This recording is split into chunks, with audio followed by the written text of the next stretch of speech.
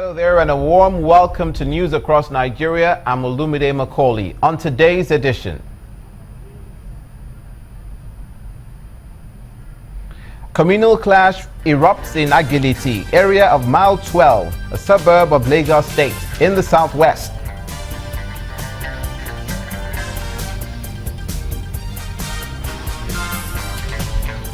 In the southeast, Anambra State Governor Willie Obiano flags off Immunization Plus Day.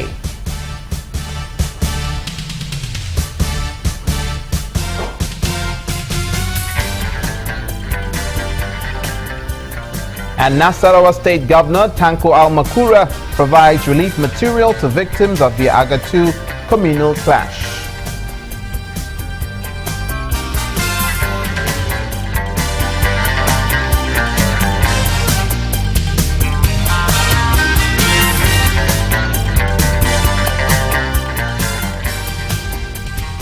We begin today's edition of News Across Nigeria with reports from the southwestern part of the country of violence which has erupted in Agility, area of Mile 12 in Lagos State. We understand from eyewitnesses that at least 4 people have died, while security operatives are battling to get the situation under control. Huge plumes of smoke could be seen bellowing from a distance as houses have been set ablaze. Residents in the area are remaining indoors for fear of being attacked. No one has been able to give cogent reasons for the crisis at the time of this report. Meanwhile, the Lagos State government has closed down the markets in the area temporarily and has even vowed to deal, and has also vowed to deal with miscreants and lawbreakers, and is appealing to parents to ensure that their wards are law-abiding. The Lagos State government is also asking markets and community leaders to keep the peace. Again, the communal clash in Agility, area of Lagos State. Our understanding of the situation is that at least 4 people have died. Security operatives are on the scene. They're battling to keep the violence under control. Huge plumes of smoke are seen in the area, while residents are staying indoors for fear of being attacked.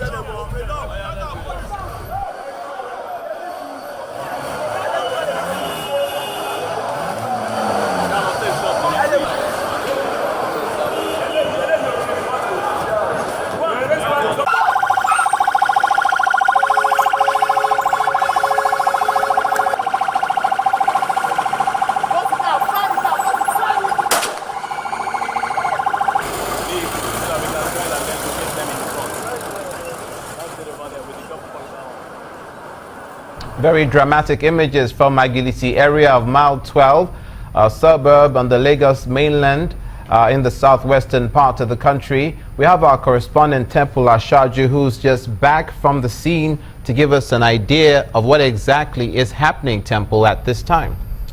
Well, we understand, Olu, that the fights actually really broke out 2 nights ago when a motorcyclist ran into a one-way route in that area, and then some other people came out to start relaying him after hitting a pedestrian in that area. So they wanted the motorcyclist to take the person who was hit to the hospital, and then that was how it all started. So what we understand is that yes, the clash began 2 nights ago. Yesterday there was some clash again, and then we had the presence of the forces, the forcemen there, and then they moved out. Then again it's now continued again this morning. So when it started this morning, it overwhelmed people in the area, and of course a lot of the traders and the popular Mile 12 markets were attacked. You could say from that shot where their trading activities, of course, has been disrupted.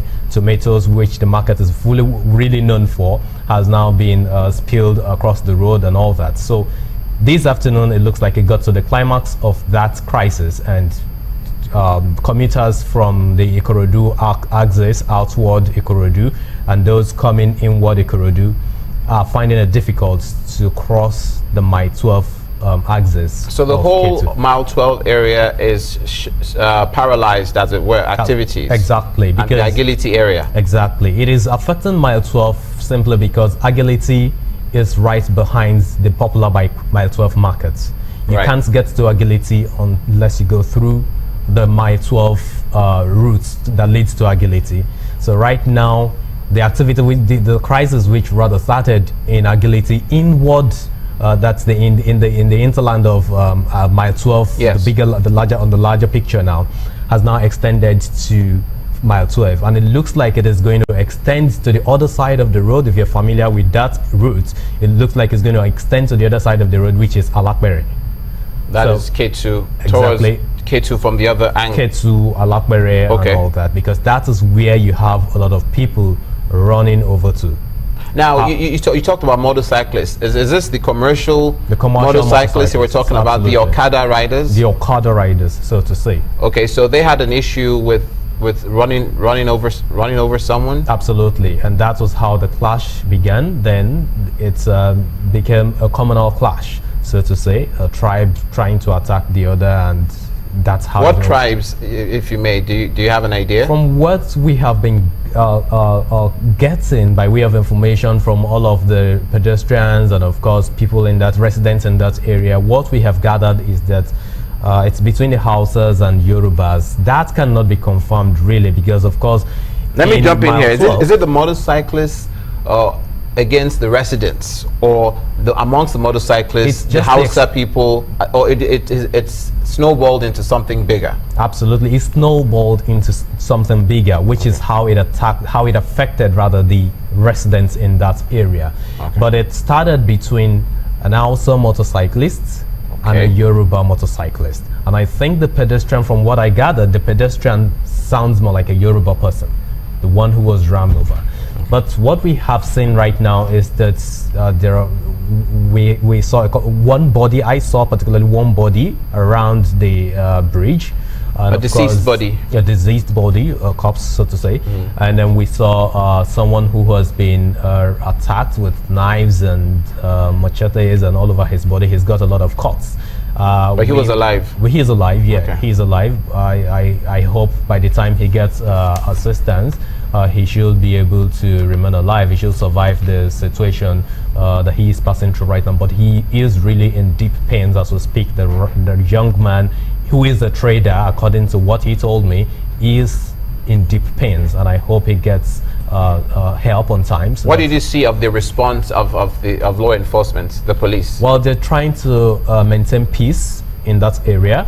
They are trying to they've gotten into Agility, and we understand that the Commissioner of Police is currently in Agility trying to resolve the situation, to resolve the whole difficulties in that area and to bring back sanity to that environment.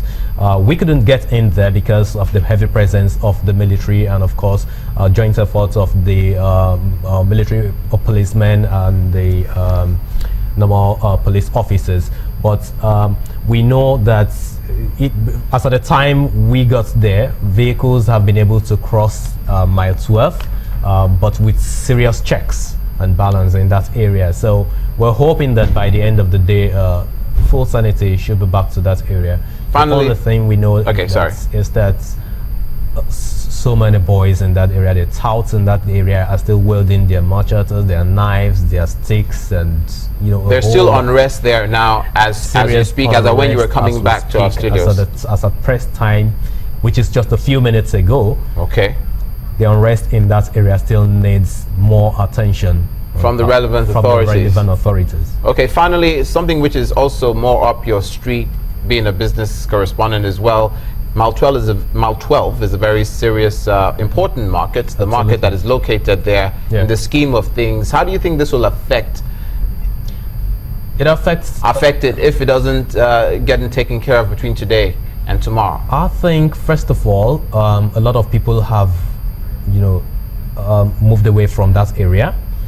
And I saw a woman who's driving away kids in her car, fully loaded, because we understand that these attackers actually got into a school in that area.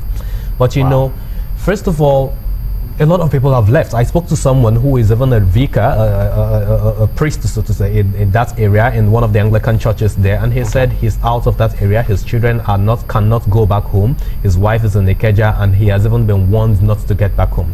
So back to business activities. Business activities have already been grounded in that area at the moment. Obviously, all the banks are shut. Banks are shut because we were able to take shots of banks. Banks are shut at the moment. Nobody can get in there to buy tomatoes. Nobody can get in there to buy yams, and I don't see that sanity coming back throughout this weekend. Perhaps next week the markets will be open if governments and the relevant authorities, like you said earlier, respond on time. Many thanks, Temple Ashaju. Our correspondent Temple Ashaju just back from the scene of the unrest in Agility in the Mile 12 axis of Lagos, giving us further details of what is happening and the situation that needs to be nipped in the bud by law enforcement agents. You're watching News Across Nigeria. When we come back, Governor Willie Obiano of Anambra State flags off the 2016 Immunization Plus Days.